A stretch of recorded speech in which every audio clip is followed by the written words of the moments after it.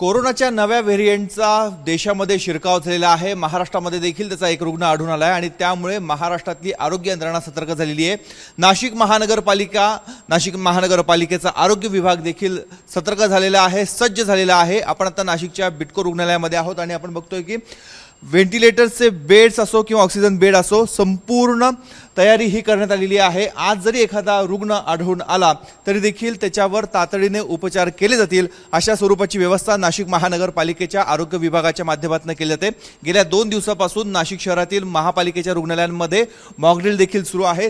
ही सर्व नाशिकचे आरोग्य विभागाची टीम आहे, त्यांच्याच निगराणीखाली याआधी देखील कोरोनाशी 2 हात नाशिककरांनी केलेले होते। आता देखील ही सर्व टीम सज्ज आहे। सर, धोका पुन्हा संभवतो आहे, काय तयारी? आता जो कोविडची पार्श्वभूमीवर माननीय मुख्यमंत्री साहेब, माननीय आरोग्यमंत्री आणि त्याचबरोबर आरोग्य विभाग, महाराष्ट्र शासन आणि केंद्रीय आरोग्य मंत्रालय यांनी दिलेल्या सूचनाप्रमाणे आम्ही सगळी पूर्वतयारी केलेली आहे। त्याचबरोबर आमचे महानगरपालिकेचे प्रशासक आणि माननीय आयुक्त साहेब यांनी आमच्या सगळ्या वैद्यकीय अधिकाऱ्यांच्या आणि नोडल ऑफिसरांच्या सभा घेतल्या आणि सक्त सूचना दिल्या की जे काही आरोग्य विभाग आहे त्यांनी सतर्क राहावं आणि ऑक्सिजन कॅपॅसिटीपासून बेड अवेलेबिलिटी, मेडिसिन अवेलेबिलिटी याची सगळी तयारी करून आम्ही मॉक ड्रिल घेतली आणि आज आम्ही सगळं प्रिपेअर आहोत। माझ्याबरोबर ह्या हिंदू हृदय बाळासाहेब ठाकरे रुग्णालयाच्या ज्या वैद्यकीय अधीक्षक आहेत डॉक्टर काळे मॅडम आणि त्याचबरोबर nodal officer doctor Dhaneshwar sir यांनी 2 दिवसापासून जे मॉक ड्रिल वगैरे घेतली आणि ऑक्सिजन सिलेंडरपासूनची सगळी पूर्वतयारी आज केलेली आहे आणि आम्ही ह्याच्यासाठी सज्ज आहोत। आपण आता ऑक्सिजन प्लॅन्टची पाहणी केली, आता ह्या वॉर्डमध्ये आहोत, काय एकूण तयारी आहे, ऑक्सिजन किती उपलब्ध आहे आणि बेडची काय संख्या?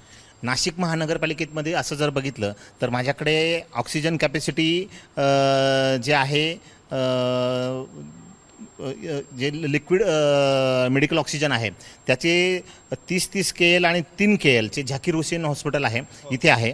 त्याचबरोबर हिंदू हृदय बाळासाहेब ठाकरे हॉस्पिटलला इथे 20 KL आणि 3 KL इथे हे 2 प्लॅन्ट आहे। त्याचबरोबर आमच्याकडे हे आहे PSA प्लॅन्ट आहेत। तर हे सगळं आमचं कार्यान्वित आहे आणि चांगलं आहे। आम्ही सगळे डॉक्टर धनेश्वर सर आणि काळे मॅडम ह्या ट्रेन आहे त्याच्यासाठी आणि आम्ही त्याच्या AMC वगैरे पण केलेले आहेत, त्यामुळे आम्हाला ही सगळी उपलब्धता झालेली आहे।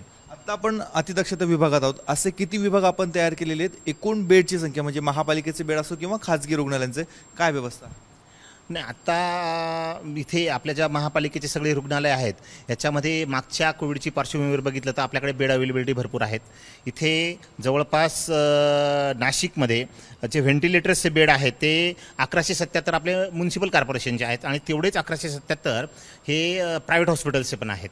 त्याचबरोबर जिथे ऑक्सिजन बेड आहेत ते जवळपास 5000 बेड, म्हणजे प्रायव्हेट आमचे म्युनिसिपल कॉर्पोरेशनचे 2500 आहेत आणि प्रायव्हेटचे 2500, असे 5000 बेड ते आहेत। आणि ज्या ठिकाणी आपल्याला कोविड केअर सेंटर आहेत, म्हणजे जिथे रुग्ण आपण ॲडमिट करतो त्यांना O2ची वगैरे गरज नाही, असे जवळपास 7353 बेड आहेत।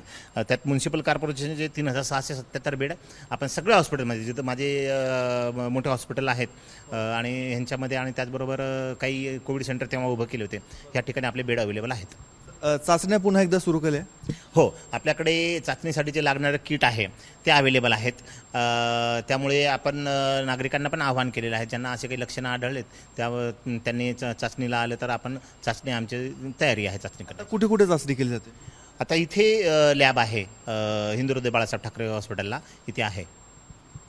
आपण बघतोय एकीकडे चाचण्या देखील सुरू झालेल्या आहेत, नागरिकांचं प्रबोधन देखील केलं जात आहे आणि दुसरीकडे वैद्यकीय सज्जता देखील ठेवण्यात आलेली आहे।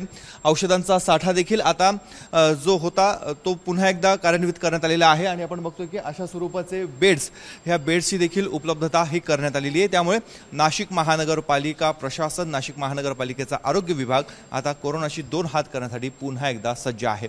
कॅमेरामन किरण कटारेसह मुकुल कुलकर्णी, ABP माझा, नाशिक।